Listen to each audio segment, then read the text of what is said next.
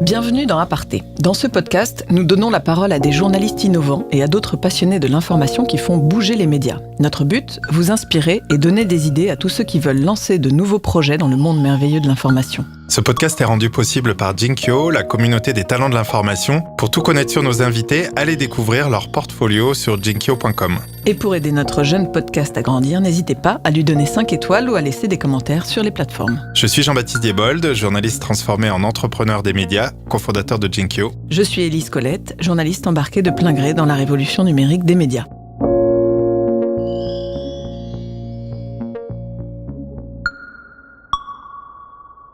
Dans ce nouvel épisode de la première saison d'Aparté, nous recevons Sylvain Chazot, un des 3 journalistes de Chez Paul.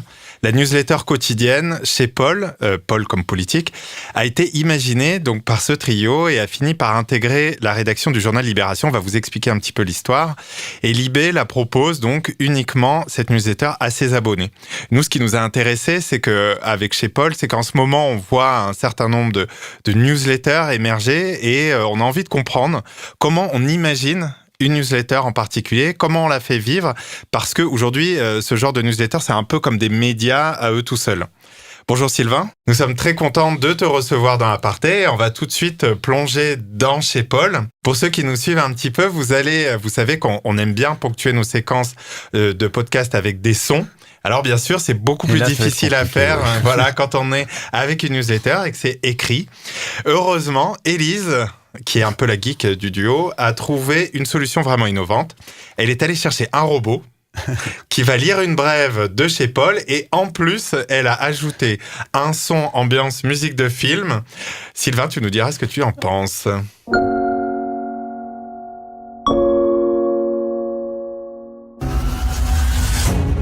Benoît Hamon l'a vraiment mauvaise que la porte-parole de Génération Aurore Laluc l'ait lourdée pour rejoindre l'Alliance PS Place Publique, qui a aussi recruté Pierre Larouturou. Et il leur a mis assez cher, en réunion publique à Montreuil hier soir. Ouvrez les guillemets. Les Éric Besson deviennent usuels à gauche, des gens sans honneur qui circulent au gré des opportunités offertes, fermez les guillemets. Une comparaison un peu abusive avec celui qui incarne la trahison en politique. Laluc et Larouturou n'ayant pas changé de camp non plus. Bon, Bravo Élise, c'est fantastique. Bravo.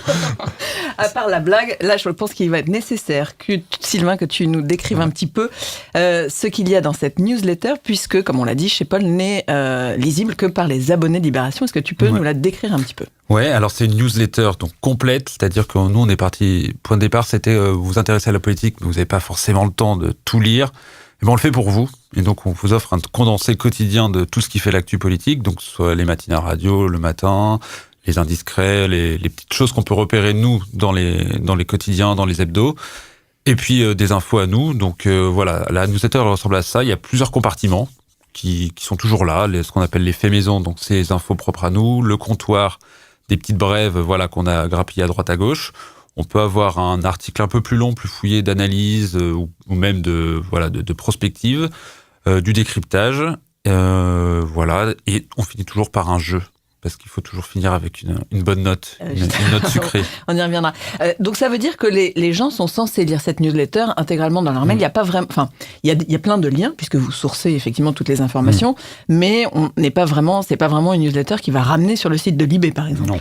Non, le but c'était ça. On imaginait la lecture de la newsletter, on l'imaginait comme ça. C'est quelqu'un qui part au travail et qui, le temps de son trajet dans le bus, va ouvrir son mail et va pouvoir le lire intégralement. Tout est dans la newsletter, il n'y a pas besoin, on source évidemment parce qu'on grappille à droite à gauche comme je l'ai dit tout à l'heure, et donc par souci d'honnêteté, on renvoie vers les sites là où on prend des infos, mais en fait, il n'y a pas besoin, logiquement, de sortir de la newsletter pour avoir toute l'information, sauf pour le jeu.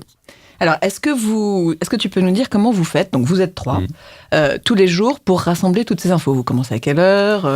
Alors, on commence assez tôt. On commence à 6h du matin, parce qu'on veut envoyer vers 10h, grand max. Si on arrive à l'envoyer avant, on est très fiers de nous.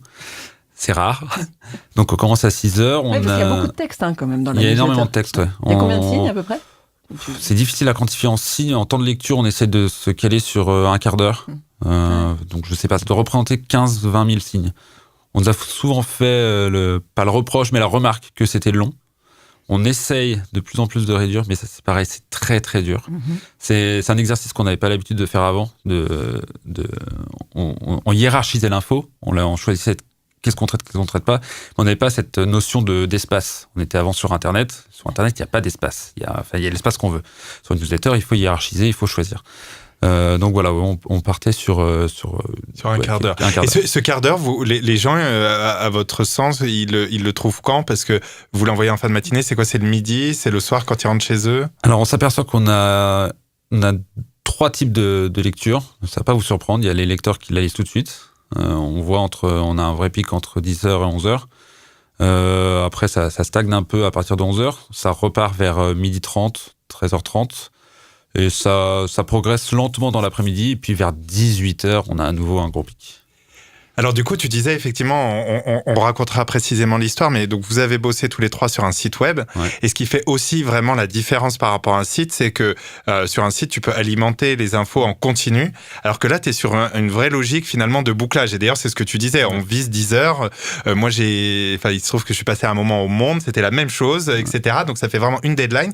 Et puis surtout, une fois que tu l'as envoyé, tu ne peux pas y revenir. Une possibilité de corriger, donc on passe énormément de temps à se relire pour éviter qu'il y ait trop de coquilles. On sait qu'il y en a forcément, ne serait-ce que parce qu'on commence très tôt et que nos yeux sont pas forcément très bien ouverts à cette heure-là. Mais oui, c'est une pression nouvelle, mais c'est un côté aussi très amusant.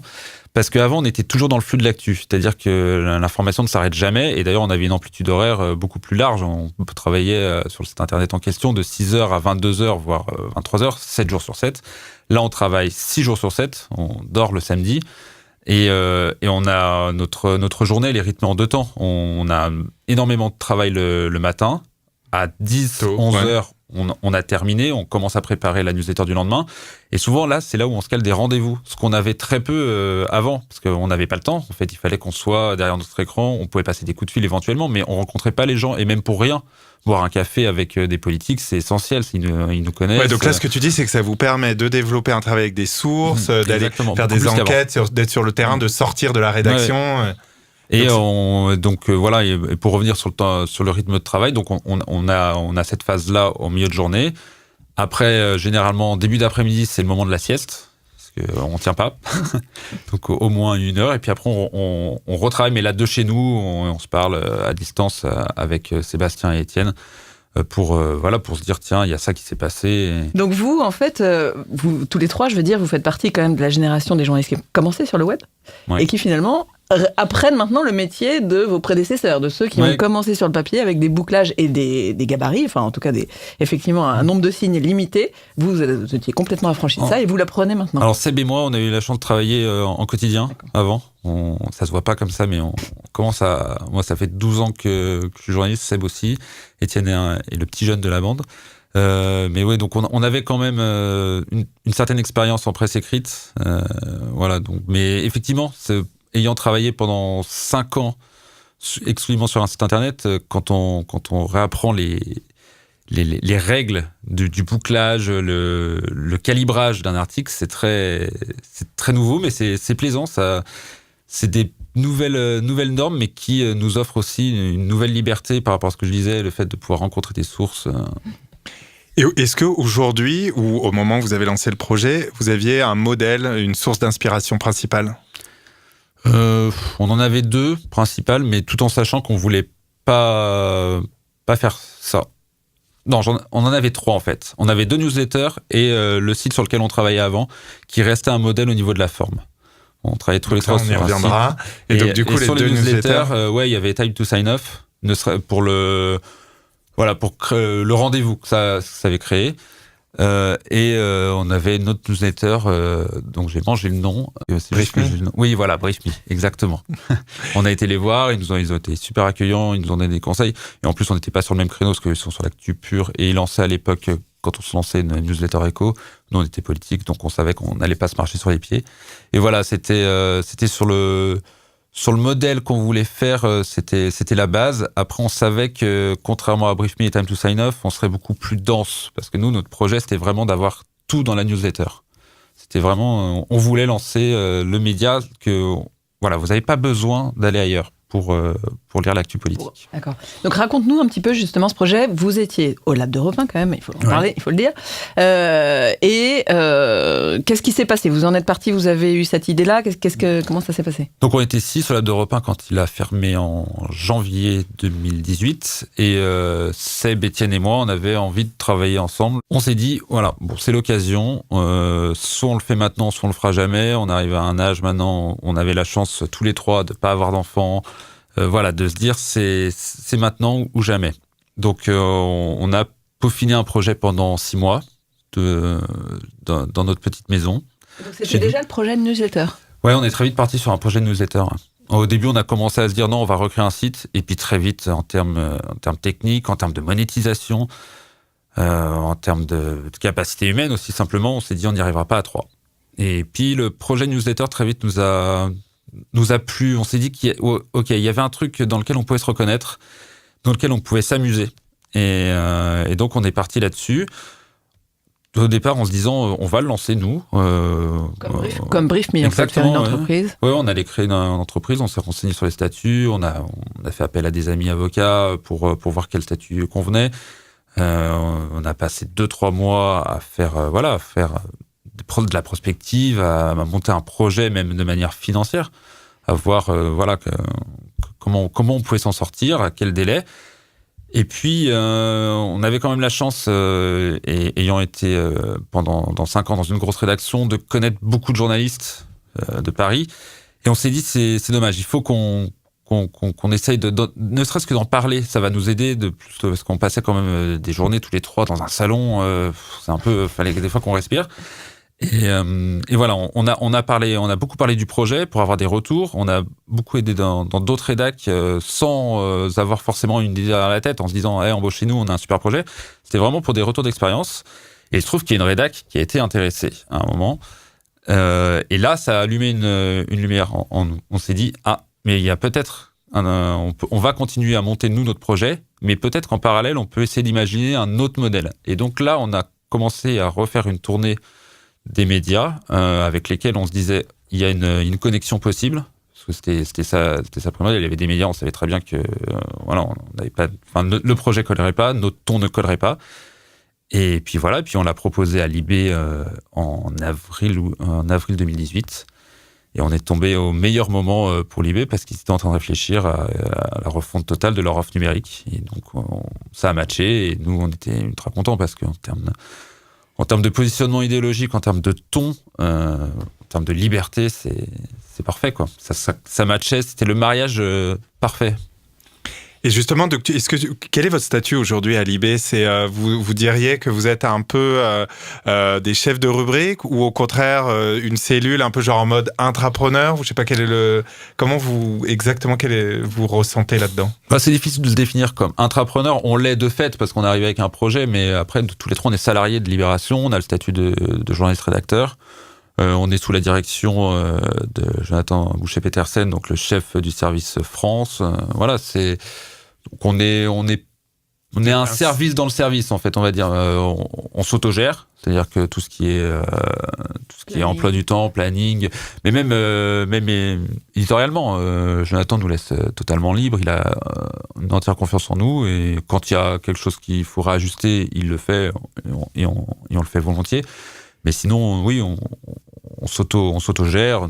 En termes de congés, par exemple, on va pas voir Jonathan en disant tiens, est-ce que tu penses que c'est possible? C'est nous, on se dit est-ce que c'est possible en ce moment? Voilà. J'imagine que les journalistes politiques de Libé vous apportent des infos parfois. Exactement. Ouais. Et inversement, est-ce que vous avez des choses à leur apporter ou qui finissent dans le journal? Oui, on essaie d'avoir tous les jours un petit encart dans le journal.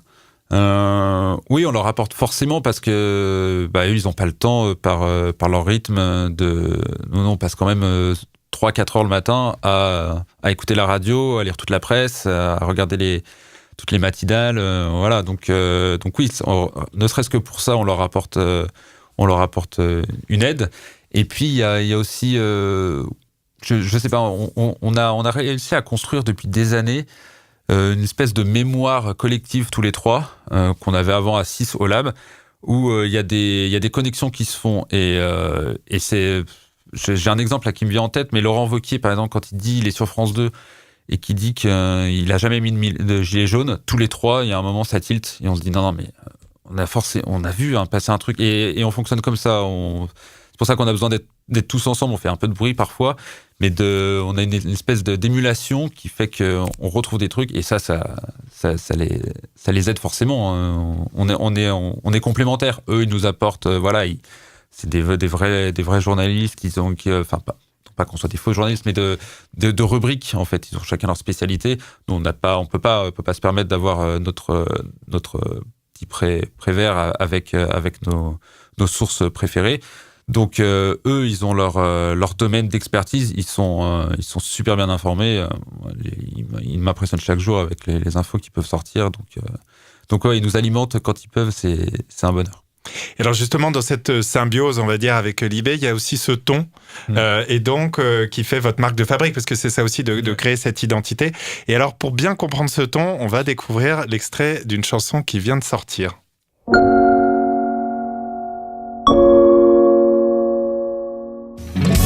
Méfiance, c'est la France qui se traîne. Jaune, un soupir, pour quel devenir? Espoir au cœur des pères et des mères. Tremblement de terre courageux. Le poing aux cieux. La drogue, le porc, halal, brouillard, timal, cachère. Alors, on vient d'écouter C'était la séquence blind test. un extrait qui va rester dans le patrimoine de la chanson française et que vous annonciez ainsi dans Chez Paul. Balance le son Forget. Revoilà le truculent député Joachim Son-Forget, l'ancien élu macroniste parti avant d'être viré de LREM pour ses multiples saillies et dérapages sur Twitter, vient ainsi de sortir une chanson. En couleur, un titre en featuring avec Doc Gynéco que Son-Forget compare à du Calogero, l'idée être repris dans les cortèges des gilets jaunes ou pas. Donc ça, c'est ce que vous écriviez dans la newsletter quand c'est sorti. On voit là vraiment dans le ton assez jeune, disons trentenaire, qui répond à certains codes, les codes du web aussi. Est-ce que tout ça, c'est vraiment pensé ? Oui, bien sûr. Oui, après, c'est notre manière d'écrire depuis des années. Quand on était au lab, on voulait s'adapter à ça, au code des réseaux sociaux. Donc ça faisait partie vraiment des choses qu'on voulait reproduire, de garder ce ton propre, donc très acerbe, très impertinent. Il y a une contrepartie à ce ton, c'est la véracité. Alors tous les journaux, tous les journalistes ont ce souci de la véracité. Nous, à partir du moment où on est très impertinent, on doit être à 200% sûr de ce qu'on écrit, quoi. C'est parce que sinon on nous rate pas, et les gens ont raison de pas nous rater quand on se plante. Mais alors justement, ce ton-là, il correspond aussi à une certaine génération. Tous ces codes du web et cette manière d'écrire, ça correspond à une génération plutôt jeune, on va dire.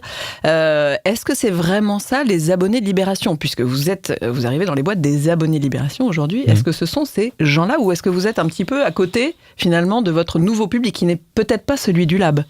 Alors, le public de Libération, a priori, est un peu plus âgé qu'au Lab d'Europe 1, mais justement, c'est peut-être aussi ça l'objectif, c'est de rajeunir, de créer, de capter une nouvelle audience qui sera plus sensible à notre ton qu'au ton de Libération. Après, je suis pas sûr que notre ton soit vraiment un frein. Ok, il répond à des codes de réseaux sociaux. Après, tous les tests qu'on a fait, parce qu'on a fait 1 mois de test avant de se lancer officiellement en septembre dernier, les retours qu'on avait, donc c'était on envoyait la newsletter aux abonnés de Libération avant. Les retours qu'on avait, c'était rarement sur le ton. Il n'y avait pas de critiques. Les seuls freins qu'on se met, nous, à ce niveau-là, c'est les références. On fait peut-être un tout petit peu moins de références qu'on en faisait avant, parce que surtout qu'on a tous les trois quasiment nés dans la même année. Donc on a les mêmes films, les mêmes musiques en référence. Donc ça, on continue de le faire parce que ça nous amuse, et que l'un des objectifs aussi de cette newsletter, c'est qu'on s'amuse, parce qu'on part du principe que si nous, quand on le fait, on s'éclate, les gens vont le ressentir et que ça va être agréable à la lecture. Et puis, ce n'est que de la politique, et donc il faut aussi un peu en rire.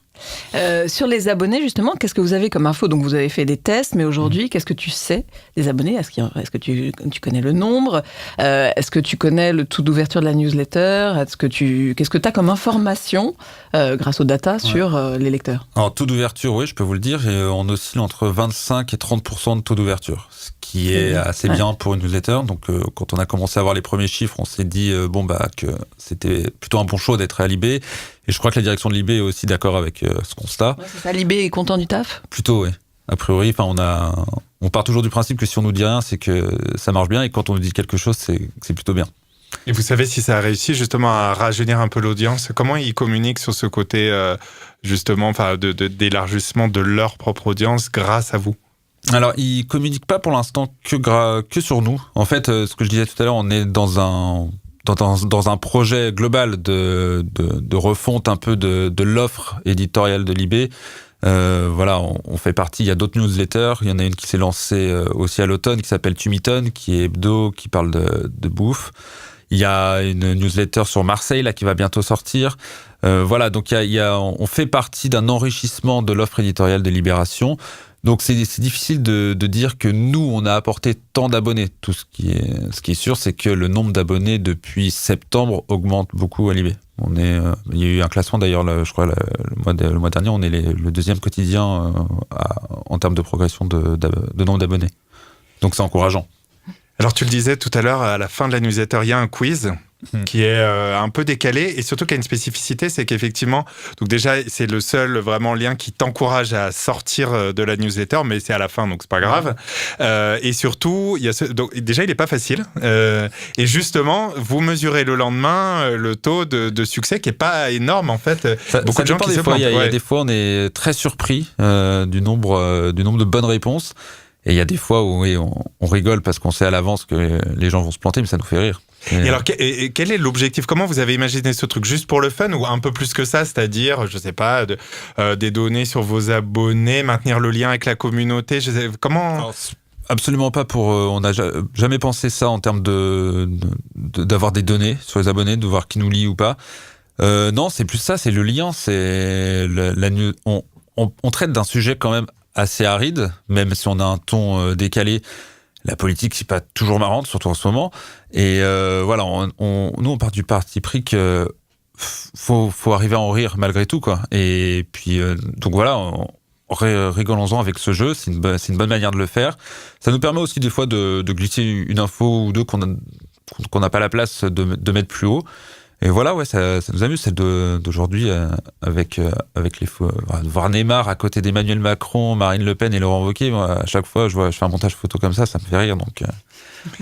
Et alors, quelle pourrait être la suite? J'ai vu que vous aviez, donc il pourrait y avoir peut-être, je sais pas, le côté communauté. J'ai vu que vous aviez une page Facebook, mais je suis pas sûr que vous mettiez beaucoup d'énergie là-dedans. On a une page Facebook, on a un compte Twitter et une page Instagram, parce que c'est aussi ça, une des forces qui fait que d'être à Libé, c'est qu'on travaille avec le service photo, et les photos de Libé sont juste fantastiques. Ça, c'est un truc, si on s'était lancé tout seul, par exemple, on n'aurait pas eu cette chance. Et donc, on essaie quand même de mettre bien en avant les photos des photographes de Libé, sur le compte Instagram surtout. Sur Twitter, on interagit différemment. On met le sommaire. Quand on envoie la newsletter vers 10h, une des premières choses qu'on fait après, c'est qu'on passe le sommaire. Et puis, mais voilà, ça reste de la présentation. C'est pas par là qu'on va gagner des abonnés, on le sait, ça. Et la suite, alors, ça pourrait être quoi? Des nouvelles rubriques, je sais pas, des rendez-vous? On imagine déjà des nouvelles rubriques, parce que après les européennes, les municipales vont arriver très vite. Donc pour les municipales, il va falloir qu'on réfléchisse à des projets, voir comment on peut faire, parce que les élections très locales par définition. Donc comment on fait pour ne pas s'auto-centrer sur l'élection parisienne et arriver à parler de toutes les élections. De toute façon, on va réfléchir. On va commencer à faire un premier bilan d'étape à la fin de la saison, là, en juin, juillet. Ça fera quasiment un an. Ça fera un an, fin juin, qu'on sera dans les murs de Libération. Donc, on va commencer à faire un premier bilan, à se dire, voilà, ça marche. Ça, peut-être que ça marche un peu moins bien. Donc, réajuster et puis imaginer, bien sûr, de nouveaux projets. Et alors, est-ce que de cette expérience, tu peux tirer, je sais pas, un conseil, par exemple, notamment à des journalistes jeunes ou de ton âge ou autres, qui justement ont un projet, et parce que tu disais tout à l'heure, c'était maintenant ou jamais. Quand est-ce qu'il faut se lancer? Qu'est-ce qui fait que, enfin, je sais pas, qu'est-ce que tu tires de cette expérience? Il faut se lancer quand on en ressent l'envie, surtout faut pas le faire par obligation. Aucun de nous trois ne s'est senti obligé de se lancer dans l'aventure. On était parti du principe aussi de base que si un de nous trois avait une proposition ailleurs qui lui plaisait, il fallait surtout pas qu'il la rejette et qu'il reste par défaut avec nous. C'était vraiment, ça devait rester un projet d'envie. Donc le premier conseil que j'ai donné, c'est celui-là. Et le deuxième, c'est de bien définir son projet. C'était aussi ça notre force, je pense, c'est qu'on se connaît, et tous les trois, et nous-mêmes. Ouais, il y avait la politique. Voilà, et on savait vraiment ce qu'on voulait faire. C'est-à-dire que quand on arrivait, qu'on présentait le projet, on avait un discours rodé, on avait souvent la même répartition des rôles, les petites blagues aussi, ça faisait vraiment présentation répétée, mais c'est essentiel parce que ça montre aussi qu'on sait ce qu'on veut faire, on sait vers quoi on veut aller. Et voilà, ça c'est le point vraiment primordial. Il faut vraiment savoir ce qu'on veut être. Et puis le troisième, c'est d'en parler, de parler à tout le monde. On va pas piquer l'idée. Il faut la faire. Il faut en parler. Il faut discuter avec les gens. On a eu nous, on a fait des super rencontres en plus. On a rencontré des journalistes qui nous ont ouvert leurs portes, qui nous ont parlé, qui nous ont aidés sans que on savait qu'on ne travaillerait pas avec eux parce qu'on n'est pas sur le même créneau. Je pense à Mediapart, par exemple. Mediapart nous a reçus et voilà, on a passé plusieurs heures dans les locaux. On a discuté avec eux tout en sachant qu'il n'y aurait jamais rien derrière. On n'allait pas faire une newsletter politique pour Mediapart, ça n'aurait eu aucun sens. Et voilà, il faut parler, mais même pas qu'à des journalistes. Peut-être quatrième conseil, c'est que si on veut se lancer, c'est bien de ne pas être que des journalistes. C'était le gros défaut de notre projet, c'était qu'on est 3 journalistes. Et avec le recul, là, on sait très bien que si on avait été que tous les 3, ça aurait été très compliqué de fonctionner. Il y aurait soit on aurait pu se lancer tout seul, lancer une newsletter et l'alimenter tous les jours pour la faire perdurer. Soit on aurait réussi à embaucher une 4e personne ou à s'associer avec une autre personne, mais qui n'était pas du tout journaliste et qui aurait réussi à générer des abonnements, à s'occuper de tout ce qui est aussi administratif, ce genre de choses. Soit un de nous 3 aurait dû, je pense, abandonner le journalisme et faire autre chose. Merci beaucoup Sylvain pour tous ces conseils. Très avisés. Merci d'être venu dans Aparté. On souhaite longue vie à chez Paul et à l'équipe qui l'écrit. Chers auditeurs, qu'on espère fidèles dorénavant, vous retrouverez toutes les références dans la description du podcast. N'hésitez pas à commenter sur vos plateformes favorites et à nous donner plein d'étoiles. Et si vous avez des noms en tête de personnes qui sont passionnées d'infos et qui tentent des choses nouvelles ou tout simplement intelligentes, n'hésitez pas à nous les signaler. Nous serons ravis de les faire parler dans Aparté. Pour ça, nos comptes Twitter, par exemple, @Elisco, ELIZCO et @XJBDX, XJBDX donc. Et JBD entouré de 2X, voilà, c'est ça. Je voulais mon petit JBD. Ah oui, c'est ça. Ou aussi sur la page Facebook de Jinkyo, la plateforme des talents de l'information. Salut Élise, salut à tous.